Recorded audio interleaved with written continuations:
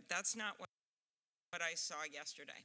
So if this committee isn't going to respect the law, and if we go to the floor and the same thing happens again, I would remind my colleagues that the Constitution does not say we, the ruling party. The Constitution says we, the people. And if the people of this country want to have a check and balance in the Supreme Court, a check and balance on this administration, if they want to have a fair process, they're the only ones left to pitch in here. They're the only ones left to have a say. Because right now, the way this process is run, we're not running it like we the people. It's being run like we the ruling party. I vote no. Senator Cruz, we hear about fair and open and thorough and everything that I just heard. We heard inference of a political strategy on this side of the aisle not to be fair and thorough. I have seared in the back of my mind something that was said soon after July the 9th that Senator Schumer said that tells me about a political strategy that is carried on here the way it has to delay and delay and delay and delay, because he said, I'm going to fight Judge Kavanaugh nomination with everything I've got. And it seems like that has happened over the last 90 days. Senator. Thank you, Mr. Chairman. We're living in a divided time. This country is divided right down the middle. There is an enormous amount of anger. There's rage.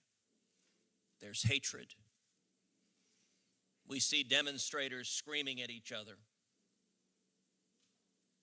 reflecting that rage, reflecting that anger. And I know there are a great many Americans who wish we could and believe we can get back to an environment where we treat each other with civility and decency.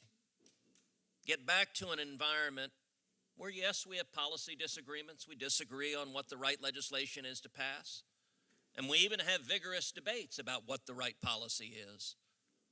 But we do so in a context that respects each other, that doesn't demean the humanity of each other, that doesn't attack the character and drag people through the mud.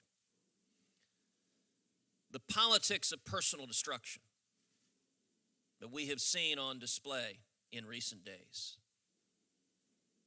is Washington, D.C. at its very ugliest. And all of us should remember that we're talking about real human beings here. These aren't pawns on a chessboard. These are real people. Dr. Ford has been through hell. The last 2 weeks, I have no doubt, have been extraordinarily painful for her family. The testimony she gave yesterday was powerful, was clearly heart-wrenching, was clear she was hurting and hurting mightily. Having her name made public against her wishes and dragged through the mud was a hurtful thing to do. It was a wrong thing to do. And Judge Kavanaugh, he too has been dragged through the mud for the last 2 weeks in a way that has no precedent.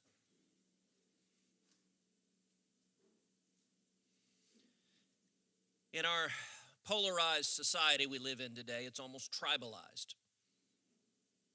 where half of us wear one team's jersey, the other half wear the other team's jersey, and everything we see through the lens of our jersey. So it would not surprise me if across the country, a significant percentage of those on the Democratic side of the aisle saw yesterday's testimony and concluded he must be guilty. And it would not surprise me if a very significant percentage of those on the Republican side of the aisle saw yesterday's testimony, the same testimony, and concluded he must be innocent. One of the consequences of that, Judge Kavanaugh talked about how these smears and the many that have been leveled against him in the last 2 weeks, how they have, as he put it, destroyed his family. To some, that may sound like hyperbole. I don't think it is.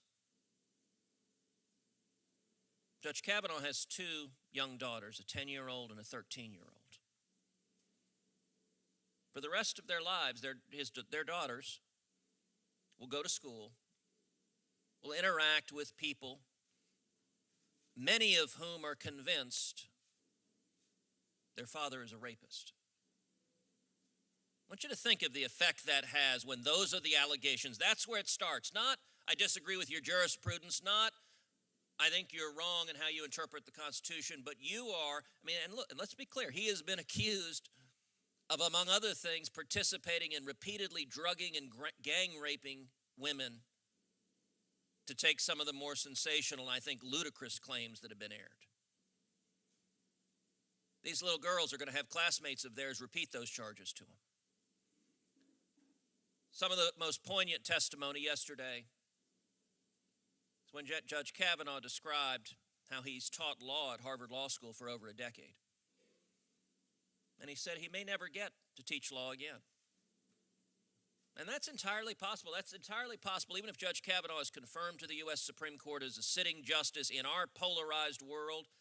I'm a graduate of the Harvard Law School. I think it is entirely possible. Those on the left would say, we don't want someone we believe is a rapist ever teaching again.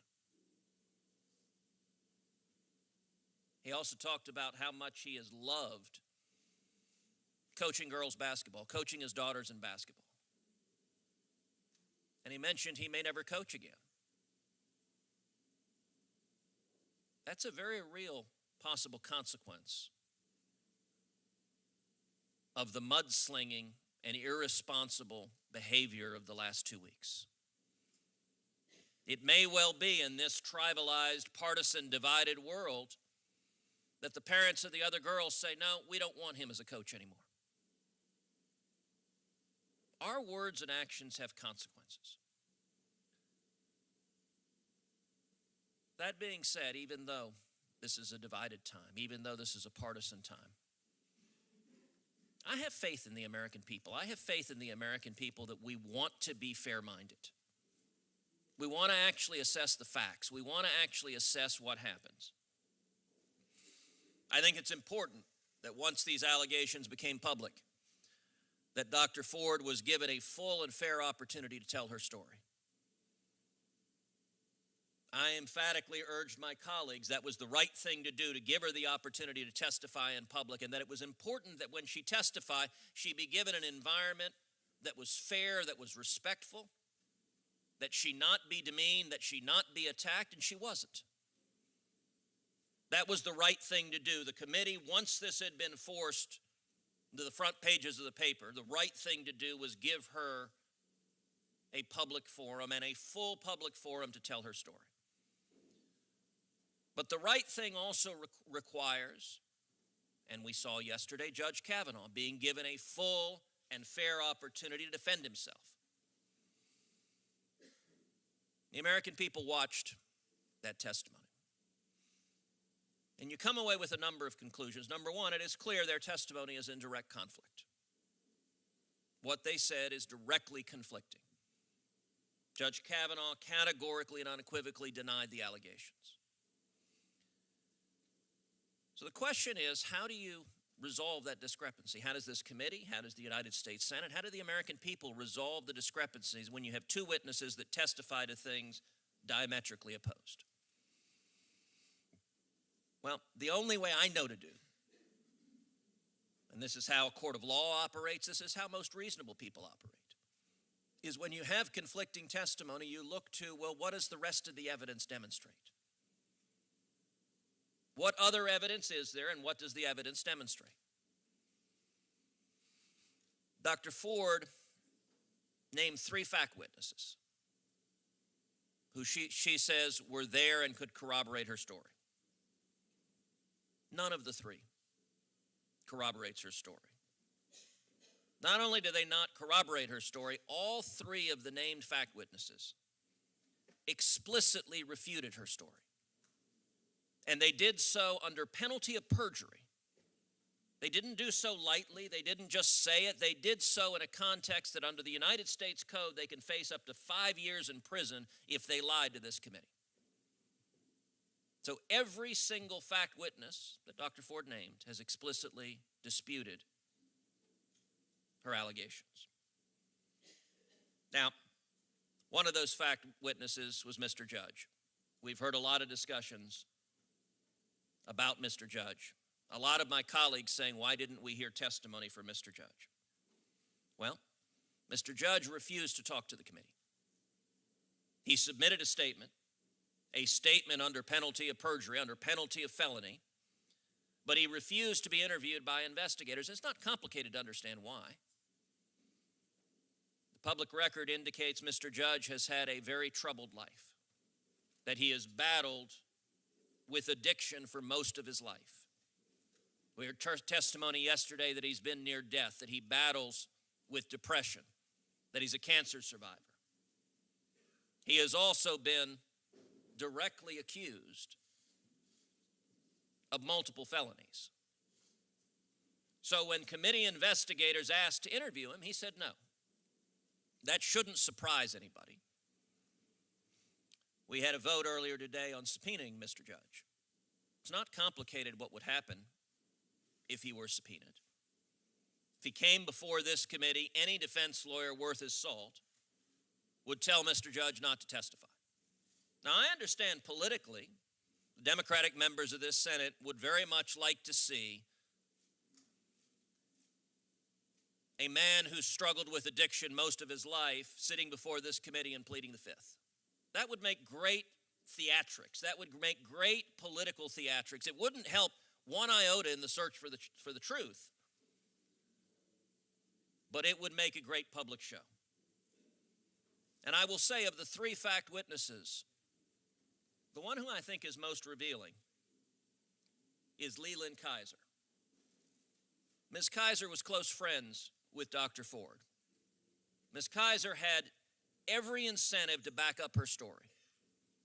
And instead, Ms. Kaiser, under penalty of perjury, says she doesn't know Judge Kavanaugh, and she has no recollection of any party like the one Dr. Ford describes. Dr. Ford testified yesterday that Ms. Kaiser texted her after submitting that statement to say she was sorry for not backing up her story. I think that indicates powerfully that her incentives, if at all possible, were to back up the story, and yet she didn't feel she could. She had no incentive, no motive to lie, every incentive to agree with Dr. Ford's story, and yet she did not do so. So all three fact witnesses have explicitly disputed the allegations. What other evidence do we have? We have Judge Kavanaugh's calendars. Detailed day-to-day. I have to admit, when the calendars were first released, there were press stories about them. I didn't find that terribly persuasive evidence until Judge Kavanaugh walked through day by day each of the possible days when this was alleged to have happened, and walked through the specific conflicts, how he was out of town for many of the days, how he had conflicts for many of the days. The notion that his calendars were almost like diaries, frankly, I think is kind of odd. That's not something many people do, but it appears to be something both he and his father do. That contemporaneous evidence that he kept in 1982, I'll tell you, in a court of law, that kind of contemporaneous evidence would be powerful. If you're trying to ascertain two conflicting witnesses and which one is telling the truth, you would look for contemporaneous evidence one way or the other.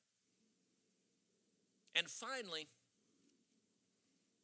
we know Judge Kavanaugh's impeccable record of decades of public service. He's 53 years old. And prior to 2 weeks ago, there have been no allegations whatsoever of this kind. 6 FBI background checks, detailed, thorough FBI background checks. Nobody raised any claim like this. Now, all of us know from human experience that if someone is a sexual predator, if someone is committing the kind of actions that have been alleged, that it is very rare that they're a one-time offender. That if someone is carrying out this kind of conduct, they typically have a pattern of doing so over and over and over again. We have seen powerful men throughout society, in politics, in journalism, in Hollywood, whose careers have rightly been ended, but they've been ended for a pattern of harassment and abuse that typically extends decades, because when someone behaves like this, they behave like this over and over again. There's no credible indication that that's occurred. Indeed, it's striking that in his 12 years as a federal appellate judge, a majority of his law clerks have been women. That is exceptionally unusual. I do not know of another federal appellate judge for whom that is the case, and I can tell you his law clerks revere him. They hold him in the very highest of respect. His reputation, Judge Kavanaugh's reputation in this town, is of being a Boy Scout, is of being a boring Boy Scout. That's been his reputation for a long time. Now, some might say, well, gosh, in the press there have been these other sensational allegations. We've seen others that have popped up after this one. Well, I thought it was striking in yesterday's hearing that not a single Democratic member of this committee chose to ask about any of the other allegations. I think that indicates how little credibility there is behind those allegations. The one that is the most sensational, by the client of Mr. Avenatti, makes extraordinary claims which apparently our Democratic colleagues are embarrassed to say publicly, because they demonstrate that this has become a partisan circus. This is not about substance. This is about smears. Can I ask the senator if he could sum up? The reason I've done that is because I'd like to give everybody a chance to speak. This committee has given Dr. Ford and Judge Kavanaugh a full and fair opportunity to lay out their views. And I will say, unfortunately, the conduct of our Democratic colleagues, it's been clear that this has been all about politics, all about delaying this confirmation until after the election, hoping that they win the Senate in the election, and then keeping this Supreme Court seat vacant until 2021.